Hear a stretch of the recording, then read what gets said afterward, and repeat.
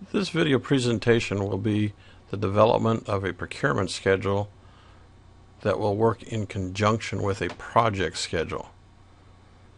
It's not a separate schedule, it is a portion of your project schedule, and this video will demonstrate the process used to develop this.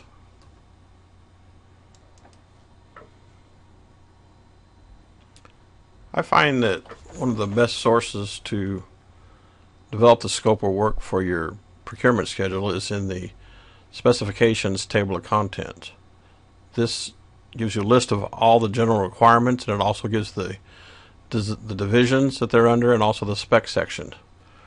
Just to be redundant, I actually like to use the specification sections as my activity IDs so that it's very redundant. So if I'm working with a submittal log, that I can cross-check my submittal log with my schedule, and the spec section will be consistent one to another. For this particular demonstration, we're going to use Division 5 metals, and then specifically structural steel framing, which is spec section 05120. This will be both our activity name and also our activity ID number, but this is what we'll use to develop our procurement schedules from this area here. You can use this for any of them.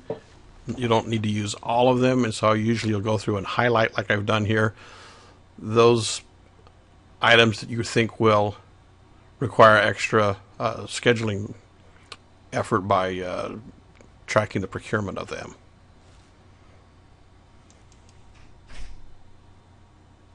I'm going to use a simple 8-activity schedule again to demonstrate how to add a procurement to your schedule. Again, if you can do it on an 8-activity schedule, you can do it on an 8,000 activity schedule. It's the same principle. First thing I'm going to do is to set up a grouping for it, and I will do this by going into my WBS. And in WBS, I am going to add a new WBS. Do that by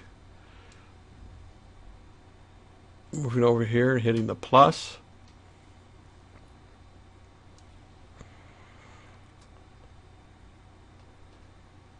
This new WBS, I will call it Procurement.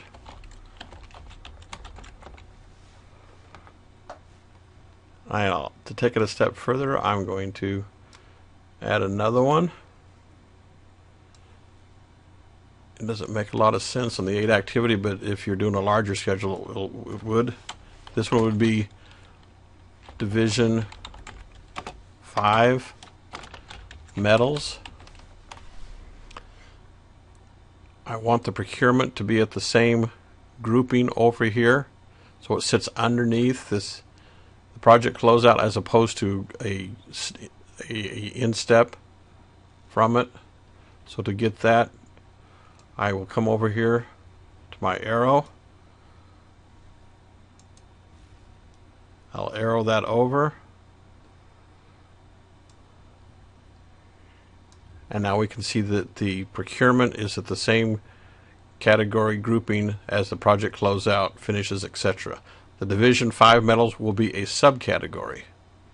We'll now go back into activities.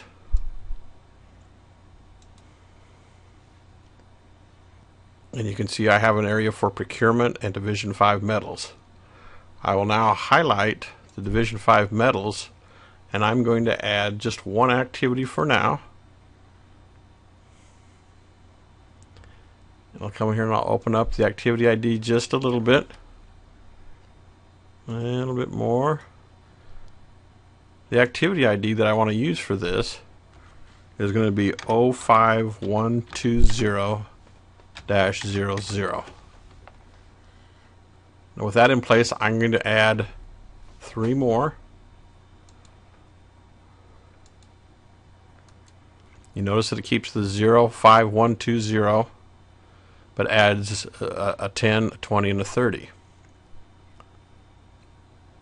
The first activity is going to be prep submittals.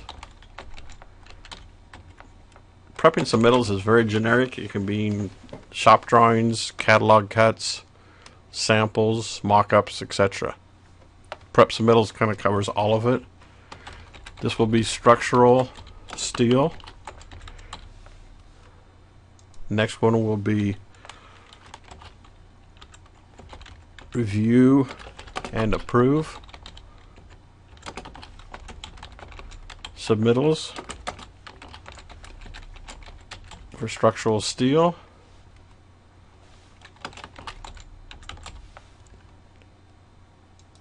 The next one will be fabrication.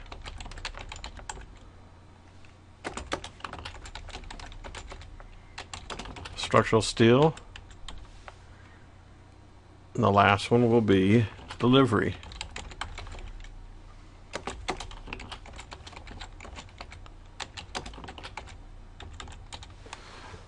These all need durations. This should be information, if you don't know it, you should get from your subcontractors, because they're actually the ones generating this. For purposes of this, we're going to say prep submittals is going to be a 10-day activity. As you notice, it jumped down to the bottom. To fix that, I come back over to my activity ID, and it now organizes by my numbers again. Review and approve it. A lot of times this is in your spec section that lets you know how long the owner has to review and approve shop drawings or submittals. We're going to go with 15 days for now. Fabrication, again, you'd get this from your subcontractor. We're going to go with 30 days, and delivery, we're going to put 1 week in there. These are not tied together at this point, so to tie them together, I would highlight from top to bottom, making sure that my numbering is correct. I would right click, and I would say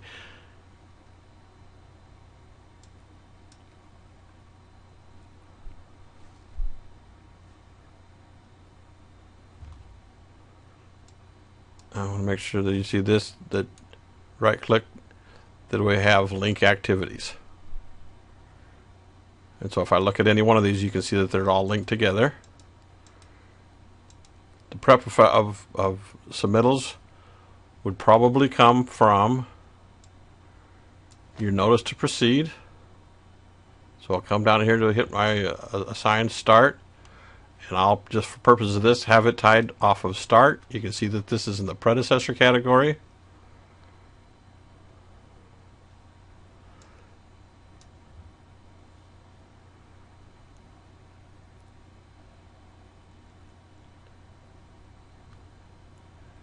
With the start,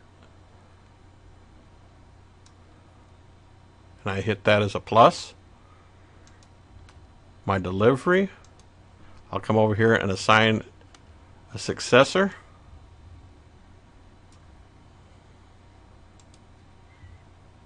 And it will, for purposes of this, it will be structure.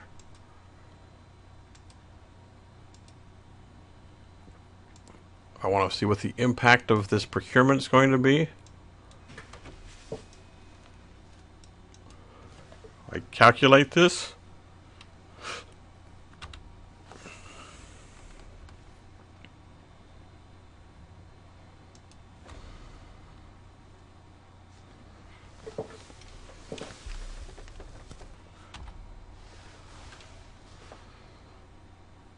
Well, for some reason my calculation button's not working. So, tools, schedule, schedule, and you can see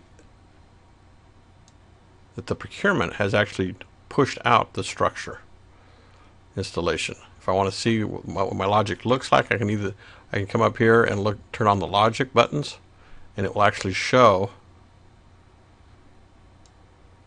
how my logic, the submittal process, has pushed out the installation of the structural steel. Basically, you do the same operation by adding those items in procurement, again going off the table of contents, that you think will be driving the actual installation in construction.